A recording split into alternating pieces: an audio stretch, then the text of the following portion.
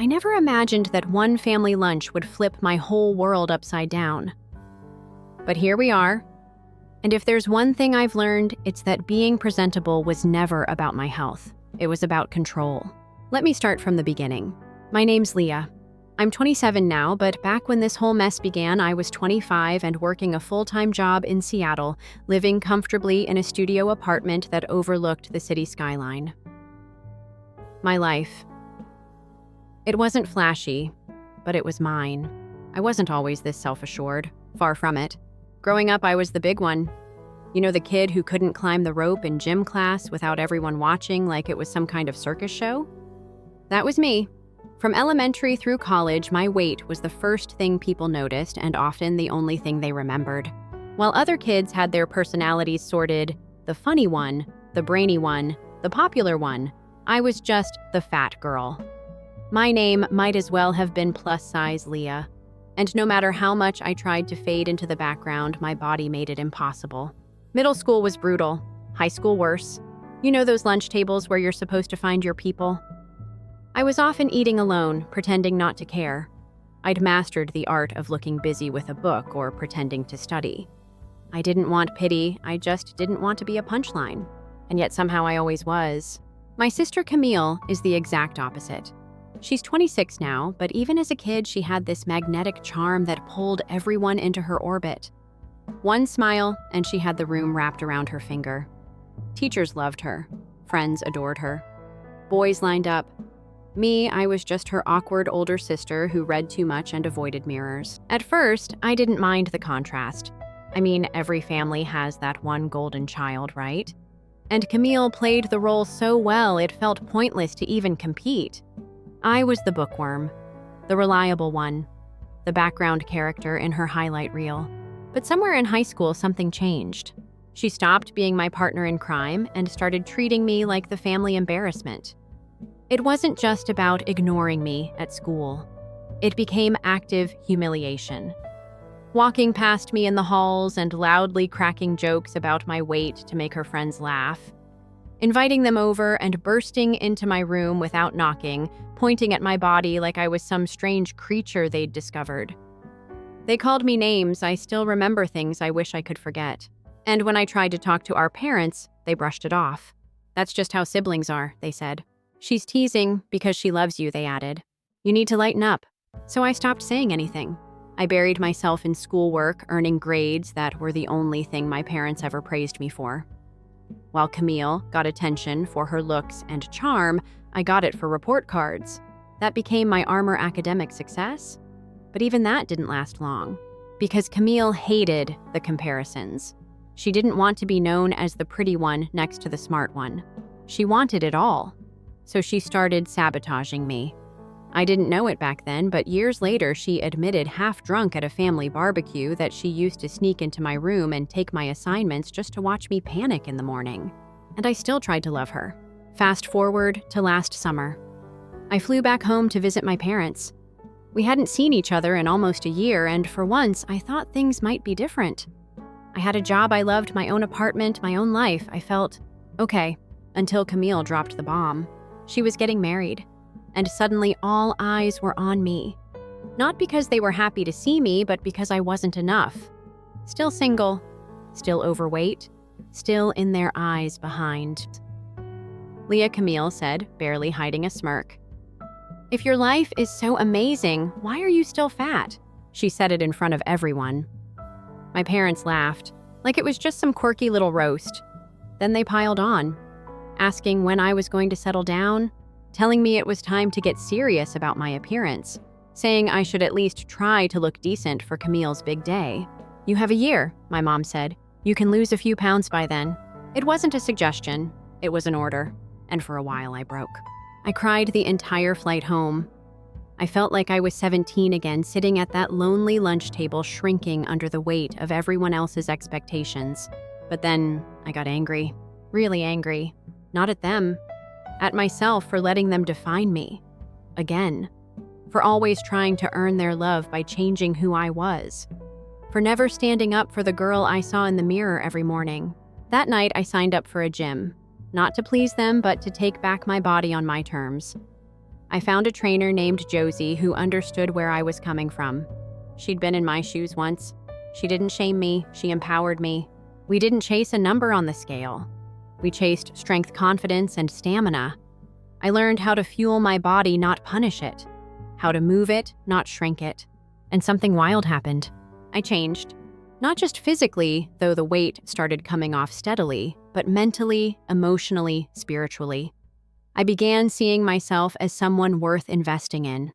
I started dressing differently, walking taller, smiling more. People treated me differently, sure. But more importantly, I treated myself differently. For the first time, I liked who I saw in the mirror. But here's the kicker, they have no idea. Camille, my parents, they haven't seen me since that family lunch.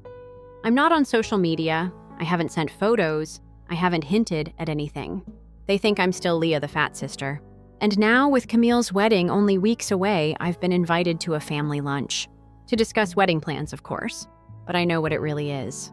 They want to inspect the merchandise, see if I've shaped up, see if I'll be presentable enough to stand beside their picture-perfect bride.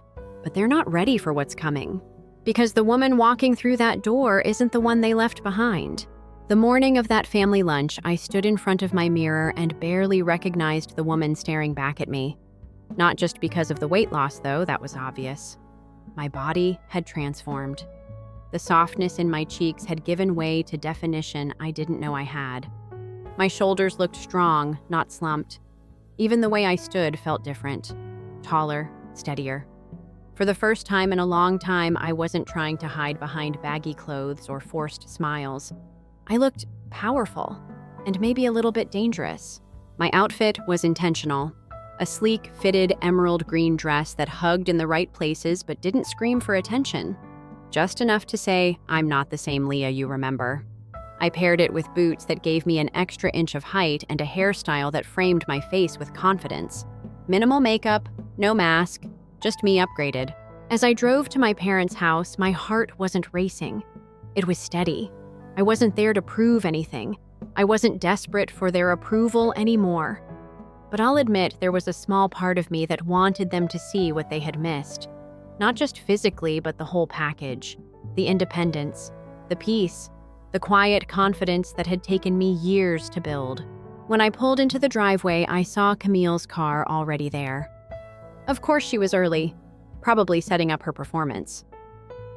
I took a deep breath, checked my reflection one last time, then walked up the steps and rang the doorbell. The door opened. My mom stood there for a second, stunned. Her eyes scanned me up and down like she was trying to solve a puzzle. Then came the slow smile. "Leah," she said, blinking hard. "Hi, Mom," I replied casually, stepping in. Behind her, my dad was frozen in place, fork halfway to his mouth. He lowered it slowly, like a scene from a sitcom. Camille was by the kitchen island, her back turned, phone in hand. She hadn't noticed me yet. "Leah, wow," my dad said, standing up. "You look amazing." I gave him a small smile. "Thanks, Dad." Camille turned then. Her eyes met mine, and she didn't recognize me. Not at first. Then came the double take, the slow scan, the shock setting in. She opened her mouth, closed it, then laughed nervously. "Damn, who are you, and what did you do with my sister?"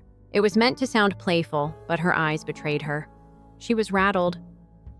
I watched her walk over, still scanning me like she was trying to find the glitch in the matrix.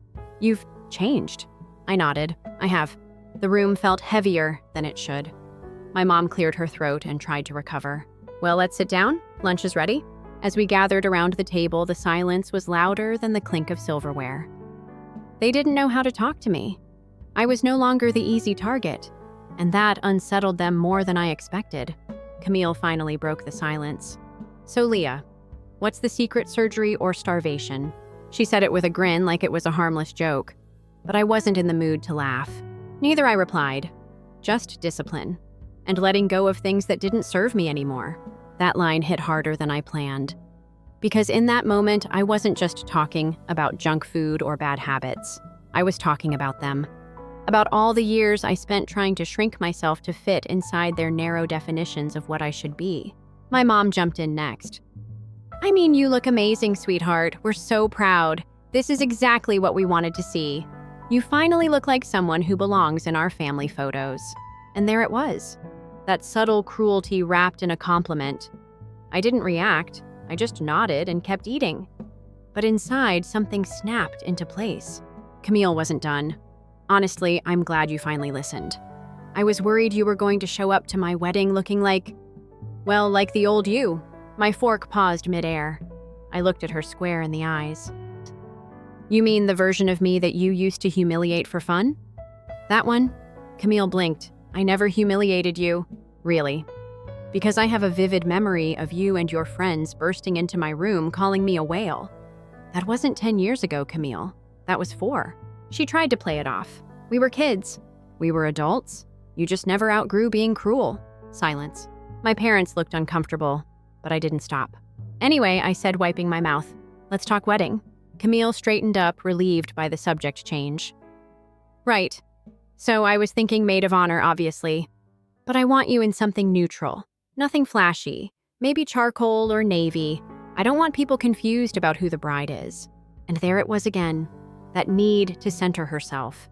To control the narrative. To make sure I stayed in my lane. I leaned back in my chair, calm.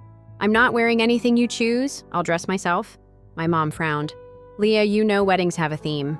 And I'm not a prop in your theme. I'm your sister. Camille looked like she was trying to figure out how to respond. But I didn't give her the chance. Also, I added, I won't be bringing a date. Camille smiled sweetly. Of course, that was obvious. I leaned forward. No, I won't be attending. The air froze. My dad blinked. What do you mean? I've decided not to come to the wedding. I wish Camille the best, truly. But I'm done showing up for people who never show up for me. Camille's mouth dropped open. Are you serious? Dead serious. My mom looked like she might cry. But what will people say? I laughed. Soft, not mocking. They'll say whatever they want, and I'll be too busy living my life to care. Camille stood up. So you're really skipping my wedding after everything? After everything I said? Especially because of everything. I stood too, grabbed my bag, smiled politely. It's been lovely catching up, but I've got a yoga class and a life to get back to. And with that, I walked out. Calm, clear, free. As the door closed behind me, I felt it relief. Not guilt, not doubt. Just the quiet, satisfying certainty that I had finally done what I should have done years ago. I didn't need their validation anymore. I had finally chosen myself. I didn't look back as I walked away from that house. Not once. I didn't slam the door, didn't make a scene. There was no dramatic exit, no storming off in tears. Just silence. A quiet kind of finality that felt more powerful than any words I could have thrown at them. I got into my car, pulled away from the curb, and drove back to the city with the windows down, wind running through my hair like it was washing the last bits of that lunch off my skin. I felt light. Not just in the physical sense, but somewhere deeper, like I'd just cut loose the weight of years that had never truly belonged to me. I didn't owe anyone an explanation for choosing peace, especially not people who had spent a lifetime making me question my worth. The rest of that week passed in a blur of small, beautiful moments. Morning walks to my favorite cafe, working late at my job, but feeling purposeful, not drained. Journaling more than usual. And every night before I went to bed, I'd stare at the ceiling and feel something new blooming in my chest. Freedom.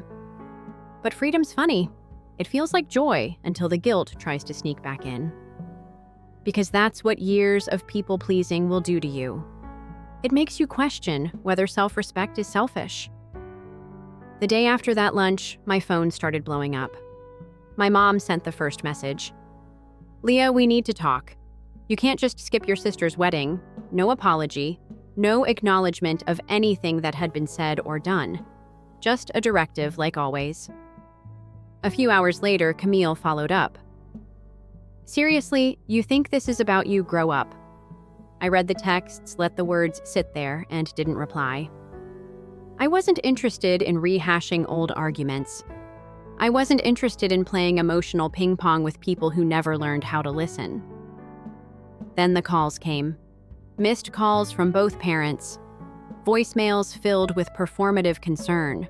We're worried about you, my dad said in one. This isn't like you. But they were wrong. This was exactly like me, the version of me they'd never bothered to know, the one who had stopped waiting for their approval and started writing her own rules.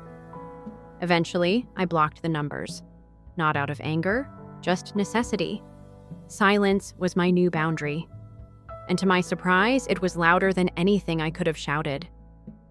A week later, I treated myself to something small but meaningful, a weekend getaway. Just a solo trip to a quiet coastal town a few hours north. It wasn't luxurious, no fancy spa or five-star dinners. But the ocean was close enough to hear from my motel balcony, and that was enough. I spent hours walking the shoreline, picking up seashells, breathing in the salt air, and letting go of more than I realized I'd been holding on to. I didn't post about it, didn't update anyone. For the first time in years, I was living just for me, and that felt like magic. On my second night there, I sat in a tiny diner eating the best grilled cheese sandwich I'd had in my life when it happened. A young woman walked in, maybe early 20s. She was tall, confident, laughing with a friend, and she looked just like Camille. Same hair, same voice, same radiant energy. For a moment, I froze. And not because I missed my sister, but because I suddenly remembered how much I used to idolize her. How badly I wanted her to see me, to treat me like I belonged. And sitting there sipping my soda, I realized something that nearly broke me my whole life. I wasn't trying to be seen. I was just trying not to be erased. All those years of shrinking, hiding, bending to fit their narratives. It wasn't just about the weight. It was about trying to prove that I deserved space in a family that had never made room for me. That's what hit the hardest.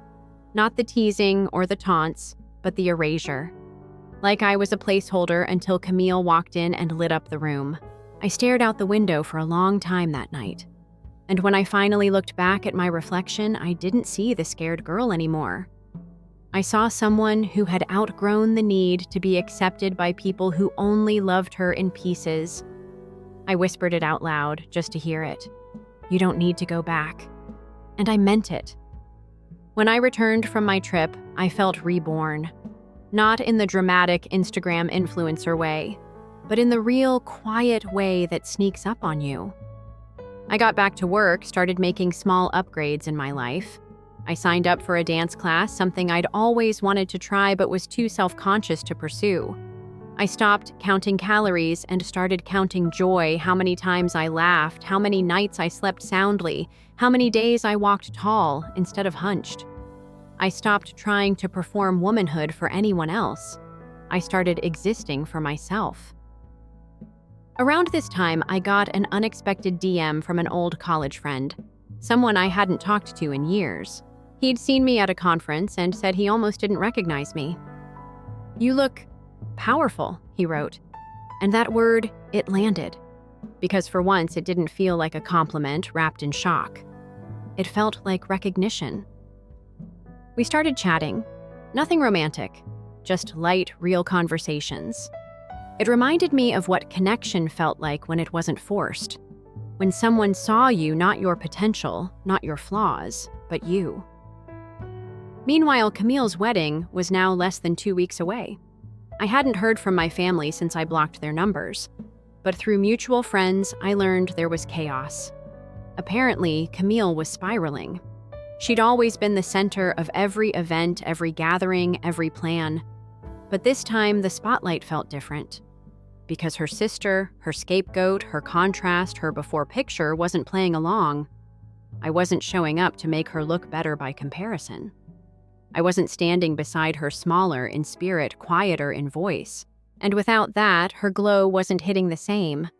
That's what happens when people build their identity around being better than someone else. Take away the comparison, and what's left, I didn't gloat.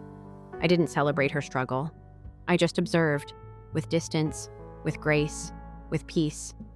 I'd become the thing they never saw coming unbothered. And that was worth more than any dress, any wedding, any approval. Because I hadn't just changed, I had transformed, and I wasn't finished yet. Camille's wedding day came and went without me. No text, no call, No invitation extended at the last minute with fake warmth. Nothing. And honestly, I was grateful.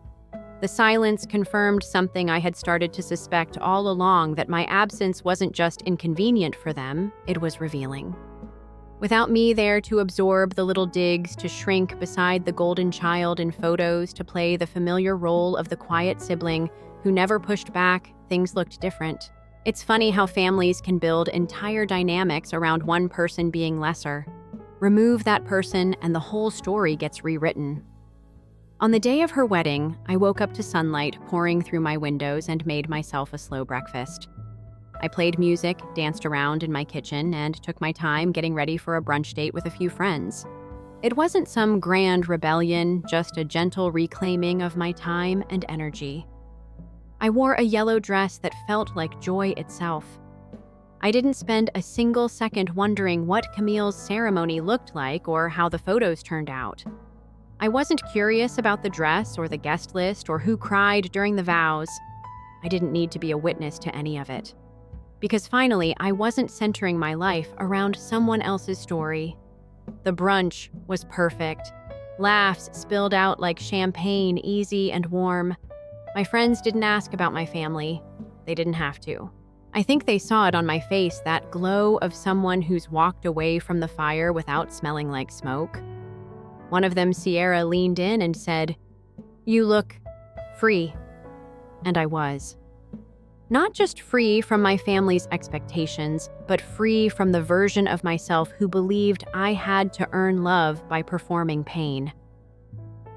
That afternoon, I checked my email for the first time in days. It was a mix of work notes and the usual newsletters I never read. But tucked between a shipping notification and a gym promo was a message from Camille. Subject line, "You win." I opened it, not out of hope, but curiosity. The body was short, just 2 sentences. "I hope you're happy." Everyone kept asking where you were, and it ruined everything. I read it twice, let the words sit, and then without a second thought, I deleted it. No reply, no energy wasted. Because that wasn't an apology. That was resentment disguised as honesty. It wasn't about missing me. It was about missing someone to stand below her. And I wasn't available for that anymore. Days passed, then a week, then 2. I didn't hear from my parents. No guilt-tripping voicemails. No long-winded messages about family and forgiveness. Just quiet. And in that silence, I started to hear myself more clearly. I realized I had spent so much of my life trying to be understood by people who never made the effort to understand themselves. People who handed down their insecurities like heirlooms, who mistook control for care, who praised me when I was quiet and punished me when I had needs. That's not love. That's compliance. And I was done complying. The following weekend, I booked another trip, this time to a mountain town with crisp air and trails that wound through forests like veins of green. I hiked for hours, letting the sounds of birds and wind through the trees settle my heart. On one trail, I stopped at a clearing that overlooked the valley below. Everything looked so small from up there. Roads, rooftops, even problems. And that's when it hit me again. Perspective. All those years, I thought I was failing. I was actually just growing out of a story that was too small for me. I wasn't broken. I just didn't fit. And that's okay. Some of us aren't meant to blend in. Some of us are meant to outgrow everything we were taught and write a new script from scratch. When I returned home, I printed a photo from that mountain clearing and pinned it to my wall. Not for aesthetics, for reminder. A reminder that peace isn't loud. It doesn't knock on your door or beg to be seen. It sits quietly inside you, waiting for you to clear the noise. And once you find it, nothing tastes the same again. Not validation, not revenge, not even closure. Because you realize the closure you were chasing was really just permission from people who never had the right to grant it in the first place. One evening, I bumped into an old neighbor from my hometown at the grocery store. She did a double take, then smiled wide. "Leah." "Is that you?" I nodded, smiling politely. "Wow, she said you look incredible. Camille must be so proud of you." There it was again, that reflexive centering of Camille in my narrative. I wanted to laugh, but instead I just said, "I'm proud of me. That's what matters." And I meant it, fully, deeply. For the first time in my life, I wasn't looking outward for affirmation. I wasn't trying to prove anything or win anyone over. I was simply existing in my own truth. A truth that wasn't filtered through anyone else's comfort. That night, I sat on my balcony with a cup of tea and watched the city lights blink like distant stars. The world felt big, wide open, and so did I. I thought about all the versions of myself I had to let go to get here. The girl who cried herself to sleep after being mocked by her sister. The one who begged her parents to intervene and was told to stop overreacting. The woman who tried to disappear because she thought her presence was a burden. I grieved for them, but I also thanked them. Because without those versions, I wouldn't have built the one sitting here now. And she is whole. Not perfect, not finished, but whole.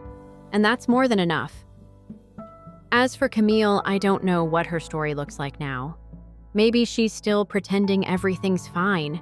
Maybe she's telling herself I'll come around. Or maybe for the first time she's confronting the emptiness that comes from living a life built on comparison. That's not my burden anymore. I let it go the moment I chose myself. And if there's anything I've learned through all this, it's that sometimes the loudest thing you can do is walk away and never come back. Because peace isn't found in proving them wrong. It's found in no longer needing to. Weeks rolled into months. My life, once shaped by guilt and obligation, now moved to a rhythm I chose. Every morning began with calm. No dread of unread messages. No knots in my stomach from waiting to be called out or dismissed. Just quiet, intentional, peaceful. I filled my time with things that made me feel real, walks through farmers markets, books that made me cry and heal at once, weekend art classes, even though I had no artistic talent, and long solo dinners where I ordered dessert first just because I could. I stopped living for milestones other people measured me by. No more by 30 lists. No pressure to meet someone or lose another 5 pounds or earn a promotion that sounded better than it felt. I was no longer trying to check boxes for a life that wasn't even mine. One night, I was at an outdoor poetry reading downtown. A friend had dragged me there, promising I'd enjoy it, even though the last thing I wanted was to sit under string lights listening to strangers recite metaphors about heartbreak. But I went anyway, and I'm glad I did, because that's where I met him. His name was Eli. He wasn't one of the performers, just a guy in the back with a chipped coffee mug and eyes that looked like he'd lived a dozen lives. We ended up standing near the same food truck during intermission. He made a joke about how all poets seem to own the same thrifted corduroy jacket. I laughed. The conversation was effortless. No performance, no script. Just two people talking like they'd done it 1,000 times. He asked what I did, and I told him. But I didn't launch into job titles or achievements. I just said I write technical manuals for healthcare software. It pays the bills and keeps me curious. He smiled. Sounds like something only smart, grounded people survive. I didn't deflect, didn't downplay. I just smiled back. Because he saw something in me, and I let him. Over the next few weeks, we met for coffee, then hikes, then slow walks through bookstores where we barely talked because we were too busy showing each other our favorite pages. It wasn't fireworks, it was warmth. Safe, slow-burning, steady warmth. Something I hadn't realized I was missing until it arrived. I didn't tell him much about my family at first. Not out of shame, just because it didn't feel necessary. He never asked why I wasn't close to them. He never poked at the silence. And maybe that's why I started to open up. One night, as we sat on his couch sharing a carton of mint chocolate chip ice cream, I told him about Camille, about the wedding, about walking away. I didn't cry. I didn't flinch. I just told the story like it was a chapter I'd finished reading. Eli listened without interruption. When I finished, he didn't say something cheesy or cliché. He just looked at me and said, "You've got a hell of a spine." And I laughed because no one had ever said that to me. But in that moment, it felt true. Our connection grew quietly. No pressure, no declarations, just presence. I'd never been in something that didn't require me to earn affection by molding myself. With Eli, I didn't need to be smaller or softer or quieter. I was just me, and he didn't flinch. Around this time, I got a message through a mutual friend that my mom had been asking about me again. Apparently, she'd been telling people I was going through a phase and would come around eventually. Classic. Even in absence, she had to shape the narrative. I didn't respond. There was nothing to say. The version of me she was waiting for didn't exist anymore. That girl desperate for her mother's validation waiting to be chosen was long gone. In her place stood someone with boundaries, clarity, and a calm that no longer cracked under pressure. Still, curiosity is a tricky thing. One night, I found myself scrolling through Camille's public social media profile. It had been set to private for years, but now it was open, whether by accident or intention, I didn't know. Her feed was curated. Perfect lighting, perfect angles, captions about gratitude and marriage and sisterhood. I noticed something odd. She'd started posting throwback photos, but none of them included me. Even ones I knew for a fact I was in cropped, replaced, forgotten. And for a second, I felt the sting, that old ache, the part of me that still wanted to matter. But then I looked at the photo again, at her forced smile, at the carefully staged perfection. And I didn't feel pain. I felt pity, because erasing me didn't make her whole. It just made her hollow. You can crop people out of pictures, but you can't crop out the truth. I closed the app, deleted the tab, and just like that, the temptation to re-engage disappeared. I was done holding on to ghosts. Life kept moving. Eli and I planned a trip to the desert somewhere neither of us had been. He wanted to see the stars without city lights. I wanted to feel what it was like to stand in silence without feeling alone. We rented a tiny cabin with no Wi-Fi, no distractions. Just the two of us, the sky, and a quiet kind of stillness that felt like balm. One night, as we sat under a stretch of stars so wide it felt unreal, Eli said, "I know you don't talk about it much, but I want you to know I see how strong you are, not just for what you walked away from, but for the way you didn't let it poison you." I didn't reply right away. Just let the words hang in the air. Then I leaned into his shoulder and whispered, "Thank you." And that was enough. Because strength isn't loud. It doesn't need applause. Sometimes it's just the decision to keep your heart open when life tried to close it. That night, I wrote a note to myself. Nothing grand. Just 5 words scribbled in my journal before I fell asleep. You didn't need saving. Just space. And those 5 words carried me into the best sleep I'd had in years. Time has a funny way of softening the edges of memories, but not always in the way people expect. It's not about forgetting or pretending things didn't happen. It's about seeing them from a place where they no longer have power over you. That's where I found myself months later on a quiet Sunday morning. I was sitting on my balcony, the sky still pink from dawn, sipping tea that had gone cold without me noticing. I wasn't thinking about Camille or my parents. I was thinking about how still everything felt and how rare that feeling used to be. I wasn't waiting for the next blow, the next insult disguised as advice, or the next uncomfortable family moment I'd have to swallow like a bitter pill.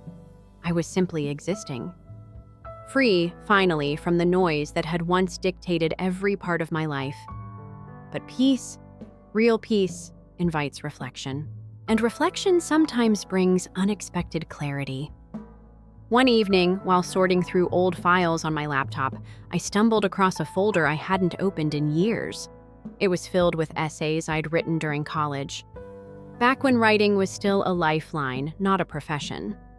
One piece in particular caught my eye. It was titled, "Invisible Things." I opened it out of curiosity. It was a messy, unpolished reflection about feeling like a ghost in your own family. I wrote about rooms that went quiet when I entered, laughter that faded like someone had flipped a switch. I described what it felt like to be a footnote in your own childhood, to be treated like a placeholder while the real story played out around you. It was raw, too raw, but it was honest. And reading it now with distance and healing between us, I didn't feel sadness. I felt pride. That girl who once whispered her truths into Word documents because no one else would listen had grown into a woman who spoke them out loud, who stood up from a family table and walked out not with anger, but with self-respect. And that wasn't nothing. A few days later, I received a letter in the mail. Not a bill, not junk, but an actual envelope with my name written in shaky handwriting. I almost didn't open it, but something told me to. Inside was a note from my grandmother. A quiet woman who had always been more observer than participant in the chaos. Her message was brief, just a few lines. "Leah, I heard what happened. I don't know all the details, but I want you to know this. I've always seen you, even when others didn't. And I'm proud of you. Love, Grandma." I read it twice, then again. And for some reason, that small message cracked something open. I hadn't realized how much I still needed to hear that someone saw me. Really saw me. Not for who they wanted me to be, but for who I truly was. I placed the letter on my fridge right next to a Polaroid of me and Eli laughing at a street fair. It stayed there like a quiet reminder that some people do see you even when you think no one is paying attention. One evening, while Eli and I were making dinner together, he chopping vegetables, me swaying to music in the kitchen. I looked at him and felt this deep, settled knowing. I didn't need to question it. I didn't need to protect myself from love anymore. I had done the work, dug through the wounds, let the anger rise and fall like tides. I wasn't bracing for betrayal. I was open. And that openness had brought me here to a life that was no longer about surviving, but actually living. And yet healing doesn't mean forgetting. A part of me will always carry those memories. The teasing, the weight of never being enough, the way my name was only said with affection when I had achieved something useful to them. But now I carry them differently. Like stones that used to weigh me down, now tucked in my pocket as markers of how far I've come. Camille and I haven't spoken. I don't expect we ever will. Sometimes the healthiest ending is no reunion, no final conversation, just distance. Not from hatred, but from acceptance. Some people aren't meant to walk with you into your future, and forcing them to fit only distorts the piece you've worked so hard to build. My parents still reach out occasionally. Generic holiday cards, a forwarded joke now and then. I don't respond. Not out of malice, but because their silence when I needed them the most said more than any birthday message ever could. I don't need to scream to be heard anymore. I don't need their validation to feel whole. Closure isn't always a dramatic confrontation. Sometimes it's choosing to let the conversation stay unfinished because you've finally found answers within yourself. And that is enough. These days, I've created rituals that keep me anchored. Saturday mornings at the park with Eli and his rescue dog. Sunday night journaling sessions where I write not just about what hurts, but about what heals. Midweek check-ins with myself asking not what I've accomplished, but how I feel. I've learned to trust that voice inside me. The one that was silenced for so long. The one that says, you don't have to go back there. You've made it through. And on the days when the past tries to tug at me with old stories, I remind myself I am not the girl who cried alone in her bedroom anymore. I am not the woman who sat through family dinners swallowing shame with every bite. I am not the sister who tried to earn love by disappearing. I am Leah, strong, still healing, and beautifully whole. I didn't burn bridges. I built new roads. I didn't destroy the past. I outgrew it. And that's what freedom looks like. Not revenge, not perfection, just quiet, radical self-love that doesn't beg for applause. Just peace that no longer requires permission. So if anyone ever wonders where I went, why I stopped showing up, stopped playing along, I hope they understand. I didn't leave out of spite. I left because I finally saw the door.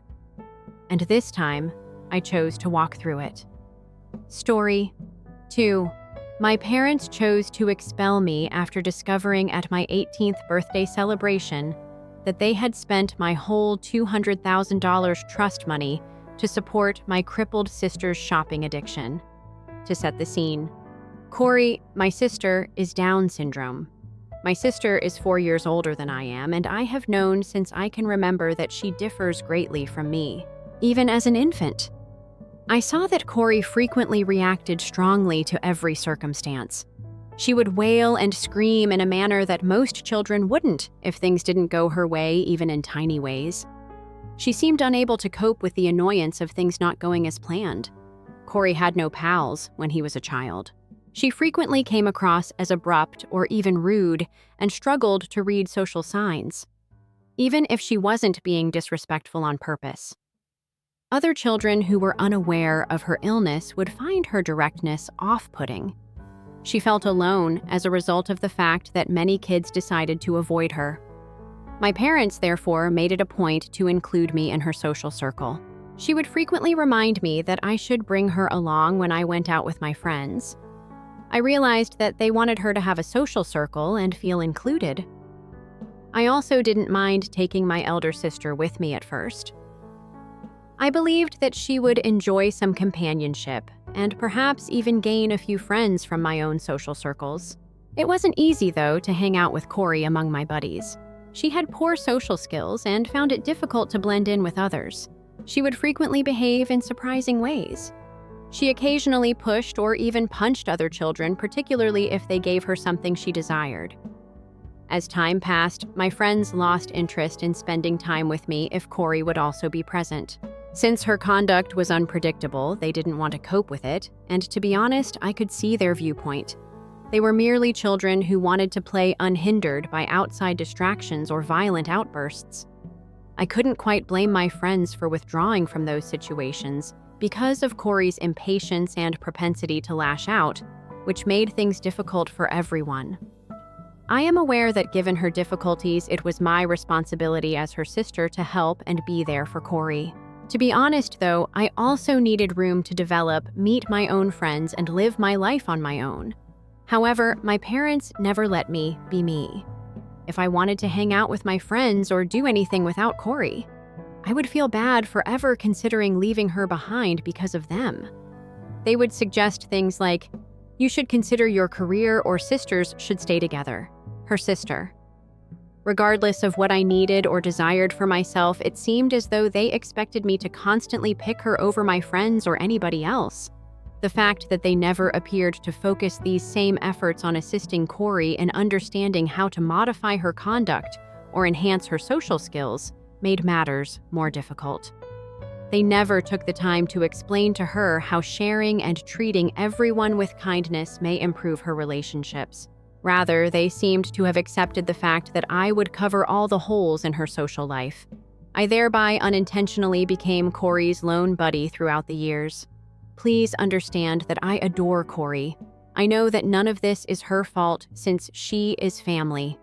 I can't even begin to think what it must be like to be in her position since I am aware that she deals with her own unique set of difficulties on a daily basis. However, do you have any idea what it's like to be the family's unseen child?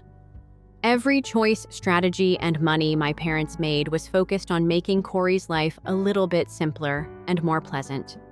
Corey needs specialized care and ongoing attention.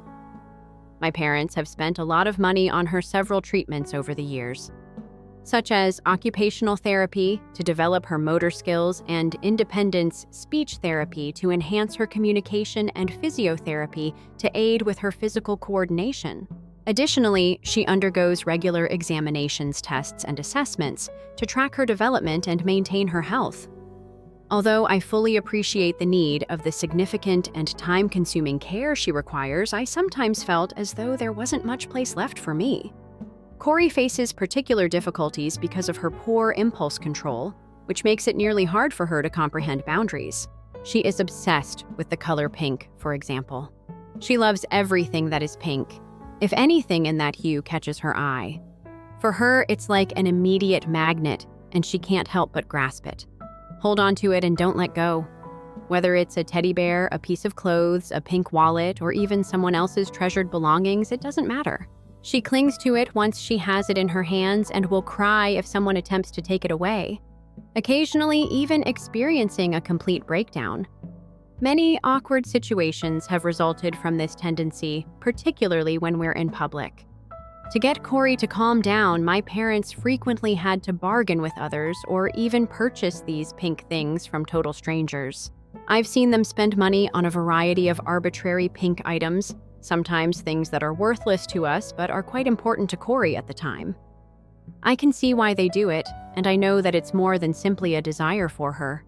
She almost feels compelled to do it. However, I feel somewhat ignored as I see my parents spend so much time, money, and emotional energy trying to control her whims and provide for her needs. Additionally, there are severe repercussions from my parents' parenting style with Corey. Their method of maintaining her content over time has devolved into what I can only characterize as an addiction to buying. For Corey, it began simple enough. My folks used to buy her something pink every weekend, whether it's a toy jewelry or some other thing to keep her content and, in a sense, to negotiate for her compliance all week long. Corey would readily comply when my parents told her that she had to be a good girl in order for them to grant her her wishes. In our family, what began as a short-term arrangement quickly evolved into an enduring custom. These items are also not inexpensive. Many of the things that Corey desires are one-of-a-kind or personalized, which sometimes entails long-term high costs. I didn't really consider how much all these pink items cost. I simply thought my folks could afford it. Week after week, year after year, I never wondered how they could afford to continue this habit. But in the end, I found something I never would have thought of. My parents hadn't been accumulating money or creating a regular budget to cover these costs. To keep up with the growing expenses, they had started engaging in fraud. When I was born, you see, my grandparents established a trust fund with equal contributions for Corey and me. For the person with Down syndrome, Corey, her therapies and any other need were to be covered by the funds. However, I was supposed to utilize my portion to either purchase a home or attend college. My grandparents trusted my parents to handle the money carefully, but only they had access to it. In order for Corey and I to rely on this financial assistance, they also made sure we were aware of these trust funds from a young age. My grandparents gave it to me as a wonderful present, and I always felt secure knowing that the trust fund would be available when the time came. Since Corey currently lives with and is dependent on my parents, they have been in charge of handling her finances since she got her portion of the trust fund when she reached 18. As she's gotten older, her therapies and treatments have become more demanding, and they've used her trust fund to help pay for them. From funding the supplies she needs for everyday living to her medical treatment, the money has been helpful. I never questioned how the money was being utilized since I knew it was intended to meet her needs. Naturally, I anticipated receiving my portion of the trust fund when I reached 18. As promised, I already had plans for it. I intended to keep the remaining funds for any additional costs I might incur as an adult after using them to pay for my college tuition. I had a clear plan for the future and was counting on that investment to help me create a solid foundation. I had no idea, though, that my hopes would soon be dashed. My grandparents celebrated my 18th birthday with a lavish party last week. When Corey turned 18, they had done the same for her. I have thus been anticipating my own celebration for a long time. Every member of the family had been invited. It was one of those days that just felt right, and I was truly content being among the people I cared about. My grandparents announced to the whole room after the cake was sliced. They expressed their pride in seeing me all grown up and heading off to college, and that's what they gave me for my birthday this year. The trust money they established for me years ago would be given to me. Everyone in the room cheered and applauded as they congratulated me on this wonderful present.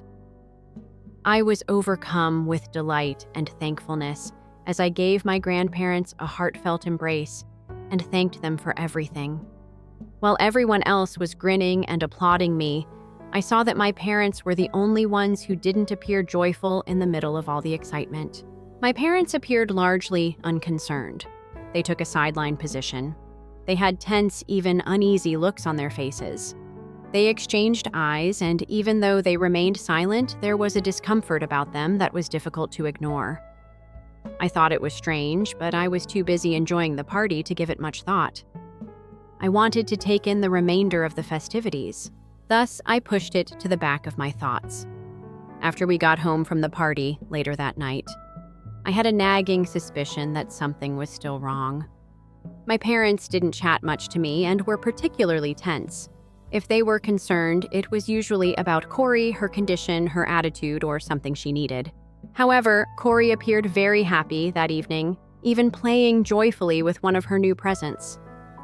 I eventually questioned my parents if something was wrong, since I felt like there was more going on.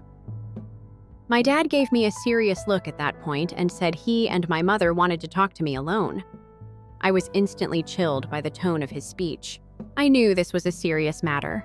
Before my dad started talking, they exchanged anxious looks as we sat down in the living room.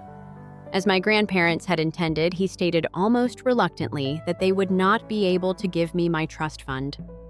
I first didn't get it completely, so I asked him to elaborate. My dad went on after that, as he acknowledged that they had spent all of Corey's trust fund on her over the years, and that since they had access to mine, they had begun using it for my trust fund as well. His voice was a mixture of remorse and resignation. He acknowledged with a heavy sigh that little anything remained for me after 90% of my trust fund had already been depleted. As I took in what he had just stated, I was shocked. The funds intended for my schooling and future were vanished. He continued by saying that the majority of money had gone into my sister's addiction to shopping and the several therapies she needed. I started to feel numb as his words took hold. My thoughts were racing, trying to figure out how this had occurred without my knowledge, and how they had funded Corey's spending and addictions out of my trust money without my consent.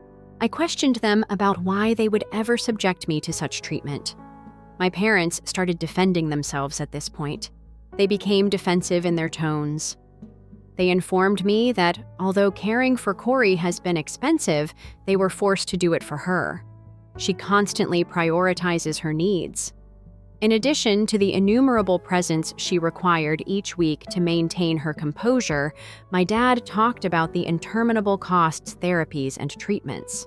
I made the case that when they saw how expensive it was, they could have stopped purchasing her all those items. They did stress, though, that these things they purchased for Corey were more than simply frivolities. They were coping mechanisms for her. Things that, according to them, had been well worth the money and that helped her navigate her environment a bit easier. Therefore, they couldn't just turn her away. I felt a wave of rage rise within of me at that same instant. Without even speaking to me, I questioned them about how they could possibly defend investing nearly all I owned on my future. Did they not care about me? In an attempt to soothe me, my father said I had to comprehend what they had been going through. He discussed the stress they were under, the compromises they had to make in order to care for Corey, and how draining it was to attend to her demands every single week. My mother nodded and said that Corey needed ongoing care because of her disability, which occasionally involved spending money in ways that might not seem fair to me but were essential for her needs. They both believed that I had an edge over her because I didn't have any of Corey's ailments, therefore I shouldn't be being so avaricious about the money. As I informed them that I wasn't doubting Corey's needs or their choice to put her care first, a layer of annoyance poured down my cheeks. I also loved her, but this was about their dishonesty and how they had taken advantage of what should have been my future without ever considering that I should know. I explained to them that my only feeling of security had been this trust money. The one thing I believed I could count on to begin living on my own. And it was all but gone now. But instead of recognizing my feelings of hurt and betrayal, they began to gaslight me by reversing the direction of the conversation. They expressed their disappointment at my lack of understanding, saying that as Corey's sister, I should realize that sacrifices were sometimes required and that in the end we were all in this together. I was taken aback that they thought I would just accept everything like a fool and realize that Corey's needs had to come before mine. No inquiries were made. I questioned them about why it was never me and always Corey. Did they not want me to live my life to the fullest? At this point, my parents continued to express a picture for my future that centered on assuming responsibility for Corey's care. They clarified that they never gave much thought to my schooling since, evidently, it isn't that necessary. Instead, they wanted me to take charge of assisting them with Corey's needs both emotionally and financially. My mother added, "You know we're getting older and it's exhausting looking after Corey," with a look on her face that was half resignation and half begging. "We need you to step in because we can't do this forever." She continued by saying that they didn't object if I attended a neighboring college rather than the one I had chosen. She only wanted me to get a steady job as soon as I graduated, so I could move in with Corey and give my parents a break. She also suggested that I start making money while I was still in college by working a part-time job and sending some money home to Corey. They said that Corey will be able to continue the lifestyle they gave her and gain some freedom by being able to purchase anything she desires. Feeling numb, I sat there attempting to understand what my parents wanted me to do. I felt completely misled and furious at that time. I had not envisioned this as my own future. My parents seemed to expect me to sacrifice my goals and aspirations in order to assume their role as Corey's caregiver without ever asking what I wanted out of life. I screamed at them at last. A mixture of hurt and rage that had been simmering for years made my voice tremble. Have you ever considered my desires? Or is Corey the only reason I'm here? You didn't even consider asking me what I desired. Did you? I have been expected to give and give for years, and now you want to take care of Corey so you can relax. How fair is any of this? I was so frustrated that my voice broke. You're making choices for me without even taking my life's implications into account. I can't just put everything on hold for Corey and act as though my dreams are unimportant. I let out all of my pent-up frustrations, feeling left out for years. I've been told for years that I should prioritize Corey, observing them satisfy her every need for years. I was supposed to quietly cheer from the sidelines, though. My parents were always trying to talk me out of being so egotistical and careless. It was like they expected me to fall in line and accept the life I never planned for, just because they thought it was what was best for Corey. So since last week, I have been straight up ignoring my parents. All I feel for them is resentment. Aita, if I report my parents for stealing my trust fund and using it on my sister. Update 1. Wow, this post has blown up in a few hours thanks to all your advice. I'm currently on my way to tell my grandparents everything. Since the trust fund came from their money, I feel it's important to have their support as I address this situation. After explaining everything to them, I plan to let my grandparents take the lead in deciding what we should do next. I trust their judgment and know they'll have my best interest in mind as we figure out how to handle this together. The reason I had kept my mouth shut all this time was because I honestly thought my parents would eventually come around, but clearly they haven't. Update 2. It's been 2 weeks since my last update, so I did tell my grandparents everything. Like me, they were shocked when they found out that my parents had used my trust fund without my permission. That same week, everything came to a head when my grandparents came to confront my parents about what had happened with my trust fund. My grandparents had worked hard to set up that fund for both me and Corey, and they had been deeply invested in ensuring we would have the financial support we needed for our futures. So, they were understandably angry at my parents for illegally using the funds behind their backs. My mom and dad responded by telling them the same sob story they had shared with me. They explained once again how they had been forced to use the money for Corey's care and therapies. They asked my grandparents to understand why they had done what they did, as though their reasoning would somehow make it all right. But my grandfather wasn't having any of it. He yelled at them, his voice full of frustration and disbelief. He told them in no uncertain terms that they were responsible for paying the full amount of the trust fund regardless of the circumstances or the reasons they had for using it. It was evident that he felt betrayed by my parents' behavior, and his wrath was palpable. For a minute, I thought maybe they'd finally take responsibility and set things right. Then my mother, appearing worried, came to my grandparents and started pleading with them. She mentioned how taking care of Corey wasn't simple and how her needs were great and continual. She stated that Corey's trust money just wasn't enough to support the growing costs of her therapies and the continuing bills. She claimed that spending money from my trust fund helped them take care of Corey. And then, in an almost cruel turn of circumstances, my parents turned against me. They reprimanded me for telling everything to my grandparents. They were enraged that I had revealed their activities and forced them face the repercussions. My dad, in particular, was outraged and told me with a strong edge to his voice that I should count myself lucky since I was born normal, unlike Corey, and that I should not detest my sister so much. It was as if my entire existence, my hardships, my personal wants didn't matter at all. All that mattered was Corey, and I was being punished for not falling in line with the role they had selected for me. Without thinking, I simply looked them dead in the eye and told them straight up that if they didn't give me back the money I was due, I would sue them and make sure they went to jail for what they had done. I reminded them that what they had done was unlawful, and there was no way they could explain their acts in court. They were unable to demonstrate that the trust fund was intended for me and me alone. The remarks were hard and unambiguous, yet I spoke in a calm tone. My parents' features were devoid of color as they took in what I had spoken. I could see the astonishment in their eyes since it was the first time I had really stood up for myself. They weren't used to my being so straightforward and determined. Fortunately, my grandparents nodded in agreement in the meanwhile. They knew I was correct, thus they were on my side. Seeing their encouragement, I went on speaking more firmly now. It didn't matter how much my parents had done for Corey or how much they had spent on her, I told them. I didn't have to give up my future for Corey because she was their child. Of course, I would always be there for Corey because I loved her, but I wasn't willing to sacrifice my own life, my schooling, or my goals to ensure that she was taken care of.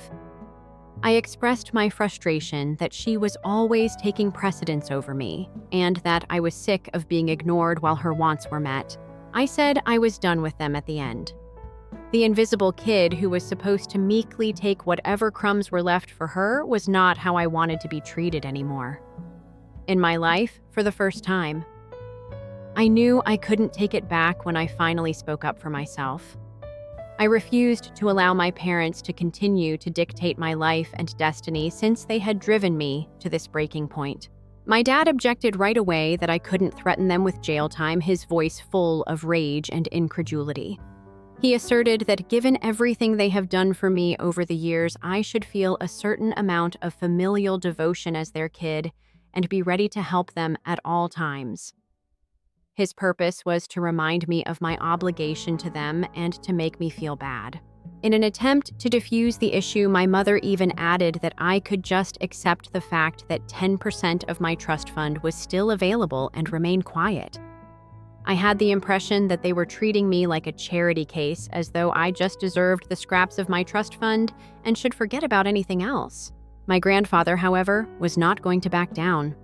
In a forceful and determined voice, he stepped in and threatened to hire the best attorney in town so I could sue my parents if they didn't agree to reimburse me the whole money. My parents appeared to be greatly affected by the possibility of legal action. When they saw my grandfather was serious, they eventually went silent. They grudgingly acknowledged that what they had done was wrong after a heated back and forth. Nevertheless, they requested some time for my grandparents to consider the situation. But the consequences didn't stop there. My dad was furious with me for telling my grandparents about them and for threatening to put him and my mother in jail. He informed me in a fit of rage that he would never again want to see my face. He told me that he was done supporting a self-centered someone like me who could betray their own family in this way, and he requested me to leave his home. My grandparents instantly volunteered to let me live with them after hearing this. They assured me that I would always have a home with them and that they would help me in every way they could while I determined what to do next. I packed up my belongings, grabbed my vital papers, and left my parents' house without giving it a second thought. I live with my grandparents at the moment. I'm happy to be away from my parents even if I hate that they just threw me out. I really do miss Corey. I don't regret sticking up for myself, even though I know that what I did has permanently damaged my connection with my family. Update 3. My previous update was a month ago. My grandfather's lawyer drafted an agreement that my parents eventually signed after much persuasion and threats of legal action. The conditions were simple. They would make installments over the following 18 months because they couldn't pay back the entire money they had stolen from me in one go. This would spare their finances from being severely strained all at once and give them time to pay off the debt gradually. However, the agreement also included a crucial clause that would apply if they didn't follow through at all or if they didn't make any payments by the scheduled date. My grandparents and I both have the right to file a lawsuit immediately away. This clause served as a protection, ensuring that they couldn't evade paying me back. I continue to enrage my parents. They feel as though they are unable to let go of the guilt or anger they are harboring, and they hold me responsible for all that has occurred. They still don't get the reasons for my actions and the extreme measures I use to defend myself. However, in spite of their animosity, my grandma has been telling me that I am not to blame for all of this. She told me once more today that I should concentrate on the here and now rather than the past, and that I took the necessary actions to safeguard my future and myself. Regarding Corey, I do occasionally see her. I also miss her, and she misses me. She frequently inquires about me from my parents, and while it's obvious that she doesn't fully comprehend the circumstances, she is aware enough to realize that a significant event occurred between us. She has noticed that I'm not around as much these days and that my folks did something that caused me pain. Despite everything, it's devastating that we can't convince her of our parents' terrible nature. I will be there for her no matter what. Story 3. Stepmother took home $2 million. A lawsuit was filed. When Mom was diagnosed with terminal cancer, trust funds were established for me and all of her children. In order to obtain the money, my bio mom began dating my dad. Jane, my 17th stepmother, is an absolutely amazing woman. She has been a constant in my life since she and my father were married when I was 4 years old. Although my mother was always my primary caretaker, she and my father had a tense relationship prior to then, and I hardly ever saw him. They established a solid co-parenting connection because of Jane.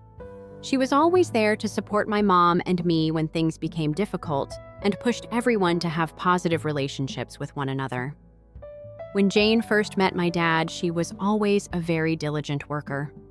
My mother was bitter and upset that their relationship didn't work out, so she was doing all she could to keep me away from him while he was staying at a hotel, since neither of them could afford an attorney to negotiate child support payments. Jane, in the meantime, had a terrific career. A lovely house helped my dad get back on his feet, arranged a visitation plan with my mom, who had long loathed her, and ensured that my dad paid us money each week. As I grew older, Jane made it plain that she loved me just as much as she loved my half-brothers, who were born a few years later, even though she had no need to do any of these things. In her home, I even have a room of my own. Several of my mom's and Jane's boyfriends believed that I required a more stable setting than that because of the time we spent with my grandparents. She resembles the antithesis of the evil stepmother. Jane won a significant case against an airline corporation when I was 15, and she received an amount of up to $1 million. In order to provide for my brother and me in our latter years, She utilized the money to establish substantial trust funds. She paid off the house because even though she had a lot more money, she still wanted to lead a somewhat modest life. Since then, she and my dad have been residing there. A year ago, I appreciated her for not wasting all of her money on frivolous things, even though she did purchase a new car and take a couple lovely vacations. Things became quite strange. Jane always appeared to be getting sicker every time I visited her. However, neither my brother nor I would be informed. Why, even though I'm certain they were aware? We just knew that she frequently visited the hospital. At the same time, my mom has been acting pretty weird and spending more time with my dad. It was almost as if she was attempting to court him. I found it strange that my mother, who never liked my brothers, would insist on staying at their house and playing mom to them while Jane was in the hospital. Or Jane.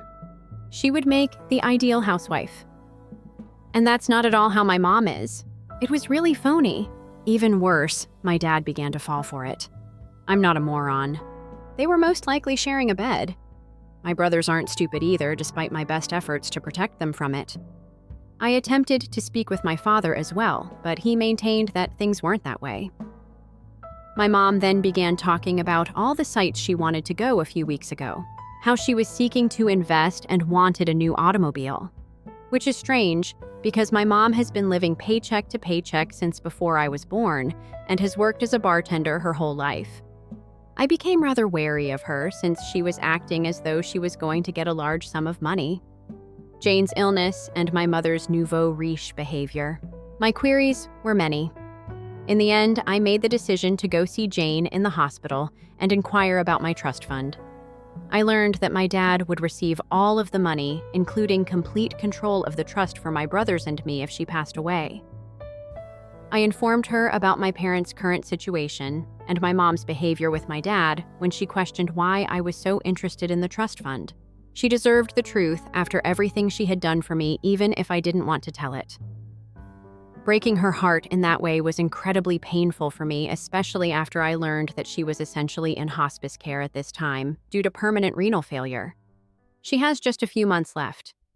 We both shed a lot of tears. Then things reached a climax 2 days ago. Enraged, my mom barged in and began shouting with my dad.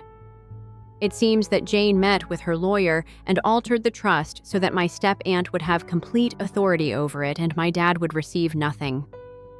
I came out and informed them that I told Jane everything when she insisted on knowing how Jane learned about their connection. I warned them that they would win dumb prizes if they played dumb games, and I wouldn't allow them to take advantage of Jane for all the assistance she provided to my family when it wasn't necessary. My dad simply looked so dejected, and my mom smacked me. Subsequently, my mother informed my father that she was only acting as though she loved him in order for him to marry her and give her all of the money. The fact that my brothers saw the entire incident is the worst part of it.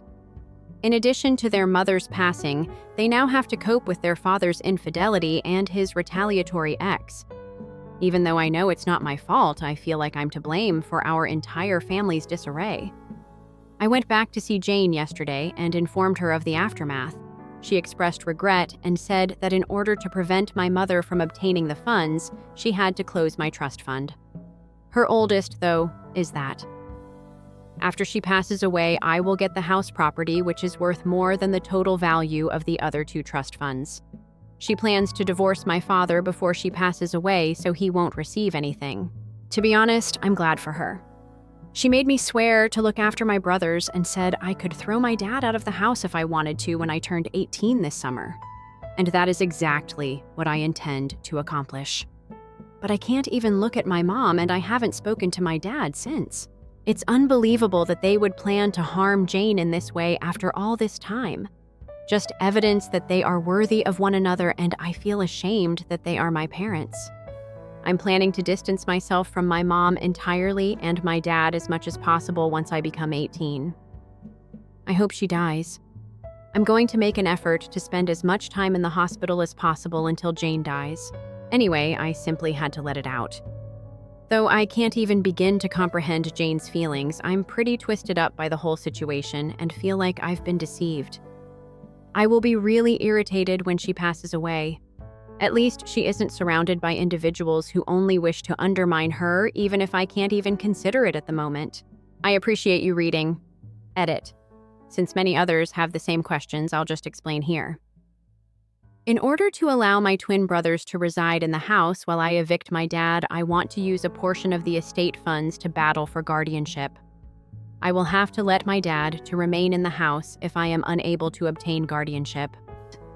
Even if my dad moves out, I will still be legally liable for them, as I will be an adult when I reach 18.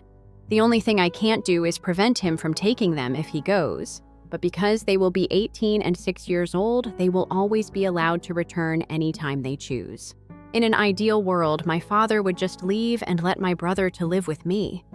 My biological mother would undoubtedly be quite supportive of this, as she currently despises all of us, and I doubt that will change anytime soon.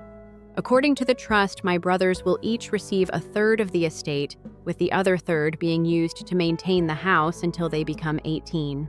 It will then be up to me to decide whether to sell or keep the house. My brothers will still have funds in the trust at that time, allowing them to pursue their interests and ventures. If not, I won't sell the house and just give it to them. Instead, I'll retain it and take care of it myself, and they may stay with me for as long they need to make changes. I recently spoke with Jane, and she explained that she handles all of the trust since my dad was supposed to get the home, and it was initially going to be divided between the two of us kids. In order to prevent my dad from inheriting the property, she divorced my third and transferred ownership to me, allowing me to handle house upkeep. Also, I would receive a lot larger portion if I did that, at least monetarily. The value of the house is around 1.5 times that of my brother's trusts. I'm quite okay with the fact that I won't be able to do anything with it until my brothers become 18. I apologize if my response is inadequate. I'm only attempting to translate what she told me, my folks. I haven't spoken to either of my parents since the major argument on Sunday. Since we're all still upset with them, we don't mind if they go. I believe they're both at my mom's house right now. I've been caring for my brothers for more than a year, even though I know it's illegal to simply leave us alone. While he gets his act together, I can take a few days. Screw them both. I hope that clarifies a few things. More details on her parents' stepmother's health trust funds, OOP. Why does Jane not receive dialysis? I can't recall all the specifics, but Jane has a hereditary disease that causes kidney cysts. She had received a transplant a few years ago, but she is no longer eligible for dialysis because of issues with her arteries or something in her legs. Although she has the option, she would prefer not to have another transplant, due to how traumatizing the last experience was, rejections, etc. So she made the decision to just let herself to continue taking maintenance drugs in order to delay her death until she arranged her affairs. She claims she would prefer to pass away with her loved ones by her side rather than on an operating table dissolving the trust fund, because she has a few other health issues that make the standard procedures extremely risky. Although Jane said she wasn't legally required to, she didn't have faith that my biological parents wouldn't do anything nefarious and steal the money before I turned 18. If Jane passed away before I became 18, my dad might still get money even if my aunt had control of the fund. I agreed that it was the right course of action when her lawyer said that it's better safe than sorry. But I'm not an expert. I'm not familiar with the specifics. How did my mother know?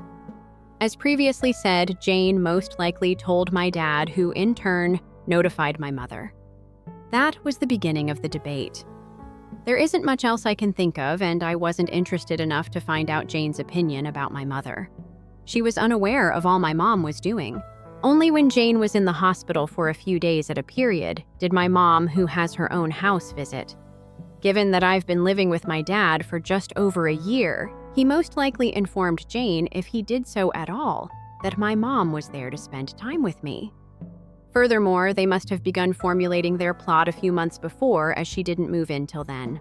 There wasn't really much Jane could do because she never explicitly forbade my mom from coming. I hope that's useful. Edit for the final section. Until my brothers turn 18, the estate's remaining funds that haven't been placed in trust for them will be used to pay for the house's upkeep, utilities, taxes, and other expenses. After that, I can decide whether to sell the house or if I can keep it and take care of it myself. In order to maintain the house, I intend to attend school and obtain a better career during that period, but if I am unable to do so, I may choose to sell it. That's how it was described to me, but I won't. Her profile offers insights about her relationship with her stepmother. Mom? I'm sorry. She's more of a real mom than my own mom, to be honest. Although my biological mother is somewhat vague about my existence, Jane was always quite active, paying for dancing courses, sending me to sports teams, and just expressing interest in my interests. She always made sure to let me know that I was on equal terms with my boys because I believed that as I grew older, and since I was the only girl, we bonded on a level that they couldn't. Some of my favorite memories with her are from our girl time when we were just the two of us watching movies. In contrast to my mom, who seems like an adolescent trapped in an adult body, Jane is incredibly mature and someone I aspire to be like when I grow up. She was often arguing with my dad over silly things, but Jane was always there to diffuse the situation and put my needs ahead of her own. Although I am aware that my mother caused Jane a great deal of hardship throughout the years, Jane never voiced her displeasure or spoke to me about it, but my mother was often complaining about Jane. As I grew older, being with Jane always made me feel more relaxed than being with my mother. Simply be present for your stepchildren and treat them like your own if you desire their affection. Just adore your children and put aside any conflict you may be having with your husband's ex. They will know if you truly care about them, I promise. One update. Hey everyone, it's me once more. Many of you wanted to know how I was doing with Jane and my family. I've returned with some updates on events that have transpired since my first post. I'll do my best to arrange this such that it covers the main ideas from the last time. Considering the situation, Jane is still alive and doing very well. She's always been a warrior, and despite the fact that her illness has been becoming worse, she remains optimistic about everything. In order to enter the next world knowing the truth, she expresses gratitude for being able to observe everyone's genuine nature before she went away. In the last several months, we have grown really close, and it is becoming increasingly difficult to recognize that she is nearing the end of her life. However, she never discusses it, and I am aware that this is because she doesn't want to harm me. However, we're just making the most of our time because we both know the circumstances. I don't believe she needs to know about all the drama at home, but I'm also not being really honest about it. A lot more people than I had anticipated attended the surprise celebration of life that I had organized. But they all managed to secure an Airbnb close to the hospital where Jane is staying, so we were able to take her out and spend some time at the nearby lake. I was able to get Jane's old college friend to attend when I discovered him on LinkedIn, and it was really low-key, which I know she appreciated. Overall, we had a terrific day playing games, eating, and listening to music. At the conclusion, Jane broke down in tears, but she assured me that it was only out of gratitude. My brothers are doing well, too. They've grown much more forthcoming about discussing the matter, and my Aunt Jane's sister is presently covering the cost of their therapy. Even though they recently turned 13, I frequently feel like I'm speaking with real grown-ups. Aside from transporting kids about, I don't really need to do anything for them anymore because they've recently grown rather independent in a positive way. Although their grades aren't very high, they aren't failing, and given the situation, things might be much worse. They continue to socialize with friends, and I'm watching for signs of sadness and other issues. To be honest, my mom's position is both humorous and embarrassing. After ignoring us for a few weeks, she made an attempt to re-enter my life by essentially pleading with me to let her move in as she had nowhere else to go and her lease was about to expire. She ended up calling me an ungrateful bee and saying that I couldn't ignore her since she's my mother, but that conversation went about as smoothly as you might expect. At that time, my dad was only coming home every few days to check on us and collect some clothing, so I urged her to leave the house before I called the police. She made many attempts to visit after that, and each time I refused to answer the door, she would go crazy and begin shouting into the neighborhood. I eventually phoned the police after this happened 3 times. However, they informed me that since I am 17 years old, I might have to accompany her home since legally I am a minor and must be with the custodial parent. Since I was the only one keeping an eye on my brother's ATM, I told them no way. After a few hours, my dad essentially arrived, and since there was at last an adult there and I had essentially been living there for more than a year, I was let to stay. The police then sternly warned my mother that if she continued to show up and cause trouble, my neighbors would confirm that she had visited the place a few times and threatened to arrest her for trespassing because in theory it was Jane's house and not hers. She moved out and hasn't tried to visit the house since, but for a while she would contact me all the time, saying I owed her money and other things. Now that she's blocked on everything, my dad filters anything she has to communicate to me. As for my dad, well, we've really simply avoided one other because he's essentially obliged to stay here for another 2 months until my 18th birthday. However, it's not that horrible because I've been using guilting him a lot to achieve what I want. He was planning to challenge the divorce, for instance, but I told him that if he did, I would expel him when I became 18. He has completed all the necessary documents for a speedy divorce and is essentially following Jane's instructions. I don't publicly show him contempt or anything. Even though he is still my father, I have made it plain that I will never again do whatever he says, and he doesn't argue with me about it.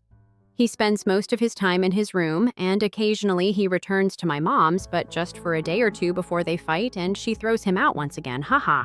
I'm kind of playing it by ear since I haven't made up my mind to kick him out yet, and we haven't discussed it either. As for me, I'm doing my best to handle things. Between working at school and going to see Jane, I've been concentrating on saving as much money as I can, and simply being there for my brothers since I got a new job that pays a bit more. I know it will happen, but I haven't had time to truly pause and consider things since I've been so busy. We'll see how it works, but one of my friends has really stepped up and helped me handle things, and I'm really thankful to him for supporting me and my brothers. Anyway, that's what's happened since my previous post, although I wish I had anything more interesting to tell. Grin. Once again, I want to thank everyone who supported my last article. Updated on December 14th, 2024. Hi everyone, this is me once more. Since I've had a lot of messages in recent months requesting an update, I'm going to publish my last one here in the hopes that it will adequately address everyone's queries. I apologize for the delay in updating, but a lot has been happening, like many of you already think. Early in the fall of this year, Jane died away. The bright side is that she exceeded every doctor's expectations for her life, despite the fact that it was quite abrupt and stressful. And my dad, brothers, and I were among her family members when she went. Except for a brief period at the end, she was under palliative care and did not experience any discomfort. And for that, we are all extremely thankful. Jane was nearly finished physically by the end, but her mind remained keen. I recorded some voice notes for my brothers following the advice of several of you present. At first, I wanted to record it, but by the time we could, we both agreed that they didn't need to see her in a hospital gown and with tubes wrapped around her. She also sent several letters to her family friends and even to me, which I opened at significant junctures. She gave me one to open shortly after her death, and although I won't go into too much detail, I can declare with perfect clarity that she is and always will be my mother. Even though it has been a few months, I am still devastated that she is no longer with us. It was quite emotional for everyone. She was a sweet, kind woman, and I aim to be like her.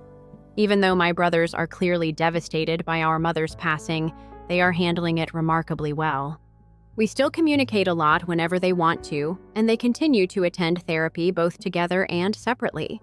Although we've always been close, I think we're closer today. We spend as much time together as we can despite my job, and I'm doing all in my power to provide them with the support they require. They are the only people I can truly talk to about anything. Therefore, even if they are unaware of it, I need them just as much as they need me. Ironically, we're coming together more strongly than ever now that our family bond is gone. In a sense, my dad and I patched things up.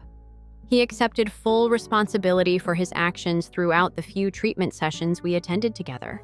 And even though they still went through with the divorce, I've forgiven him as much as I can, especially because he finally started making every effort to support Jane in the end. Although things are a touch strained, they are far better than they were before he moved in with us. I adore him, and he is my father. However, Jane's illness also shattered him, and he was unable to deal with it in a healthy way. In a sense, her passing truly illuminated his eyes. He is now taking the necessary steps to become the man he was meant to be. Too little, too late, was a common criticism. But once more, he is my father, and I have decided to forgive him for my own mental well-being. When I reached 18, my biological mother, as far as I knew, essentially disappeared. She made several attempts to persuade me to let her live with us, but I refused. My dad even informed her that he was definitely finished. She also ceased contacting us after we all banned her on everything. I don't have to worry about it because she doesn't have any family members that communicate with her. However, I have been informed by her Facebook followers that she is living with a new lover. I have no intention of stalking her. I don't give a damn. She can obtain that because she hasn't come to me to apologize in any way. I find it difficult to believe that she simply left me as soon as I became legal. Just because she didn't receive any of Jane's funds. Well, anything. Real colors and everything. I suppose that 18 years was too long to act as though it mattered. Simply put, I'm furious with her. She is no longer someone I wish to interact with. I'm not holding my breath, but perhaps that will change in the future. For my part, I'm doing rather well. I'm still working at my current job, so I'm saving money wherever I can, and I've chosen to take a year off before starting college to deal with all of this garbage. I'm really thankful to everyone, especially the Reddit users who have been checking in on me and making sure I'm doing good. My friends have all been amazing supports. Taking things one day at a time has been a terrific way for me to stay focused. I'm playing things by ear, but my plan is to pursue journalism in college the following year. Although I can always return to school, my family needs me right now, so if it takes more than a year, then so be it. Many thanks to all of you. I really appreciate all of your love and support for our family, and this will be my final update. I know Jane is also very appreciative to all of you. I can only advise you to keep your loved ones close and to be wary of those who appear too wonderful to be true. Blessings and lots of love to you all. Drop your story in the comments. And if you've ever been underestimated, hit that like button and subscribe. We see you, and we've got more stories like this coming every week. Thanks for watching.